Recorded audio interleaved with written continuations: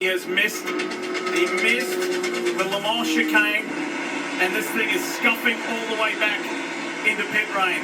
It's undrivable at these sort of speeds. You need that aero effect on the front of the car, and it's just too badly damaged. I'm really surprised they didn't look at that nose in a little bit more detail on that pit stop under caution.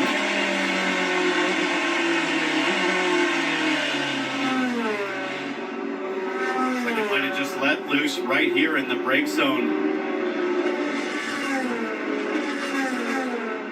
One too many hits. So now, if you're Porsche Penske Motorsport, what are you telling these two? Hold position or have at it? In IndyCar, Roger Penske lets his drivers go at it.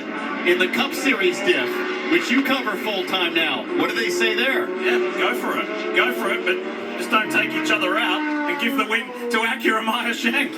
And Tom Blomqvist, who's sitting nicely in third. What a shame for Dries Van Tor and BMW M. Rahal Letterman Lanigan. Their chance for victory has gone with 34 minutes to go with that 24 on pit road.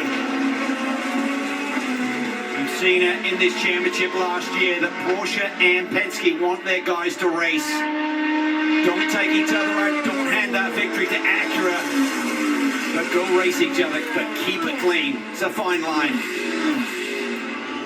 The difference could be traffic. As we look at the marching ants right now, Cal, it's going to be about another, maybe 3 laps until they come to the GTD field again. The GTD field they will encounter will be the most fiercely contested of the last 23 hours.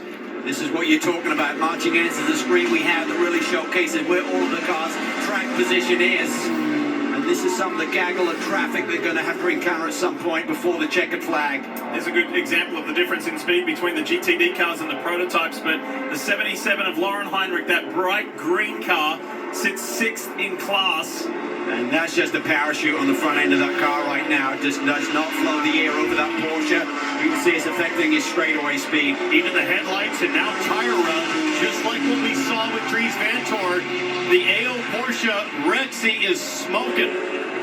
So it's game over for the victory for that team, for the championship winning team and that car. Meanwhile, it's getting closer, and Era Motorsport is the team that you see on screen right now. They could defend their win of last year with Paul-Louis Chaton at the wheel. Kim? Yeah, if they were able to stop before the caution, and then on the 3rd lap of that caution lap, Era looking for their 2nd straight Rolex win in the LMP2 class.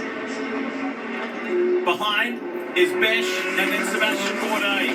That's the top 3. You saw that. Our endurance events here, Le Mans, Nürburgring and Spa. But he's got his work cut out where his teammate does right now as the captain, Roger Penske, watches over the team's progress. It looks to me like Nasser got a little wide in turn 1, and now Blomqvist is very much in the frame, close enough to get some help on the straightaways, and we'll have that they made about a couple Here's of the top hours 3. ago. Has it given the car the edge, or has the balance changed as the ambient is heating up, as is the track temperatures? We get deeper into this 24 There they hours. are. little trouble for Nasser there with Campbell, Nasser, and Blomqvist. Get a little bit closer. Speaking of Tom Blomqvist, in that HRC, the Honda Racing Got Corporation Blomqvist Acura for Meyer Shank, the global boss of HRC is here.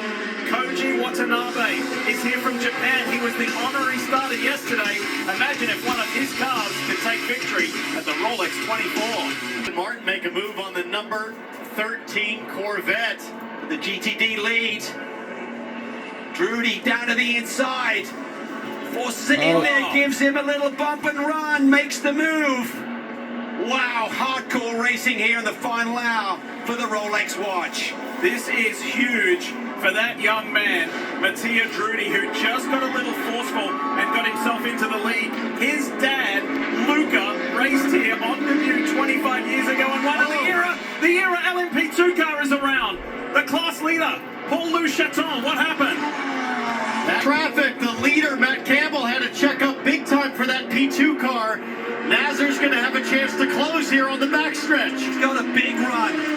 Campbell slices it down to the inside. Can Nasser follow power him through. By the time they get to the brake zone, he forces it down the inside. Oh, Nazar's going to be right there because Campbell is checked up with a GTD. This could get wild. These two were in the same car last year. They were teammates, and they both won a Rolex watch. Now they're going up against each other for overall honors in the Rolex 24.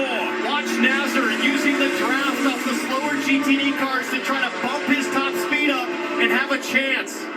He's getting there. Weaving in and out of traffic at over 180 miles an hour. This is epic. Like 205 miles an hour right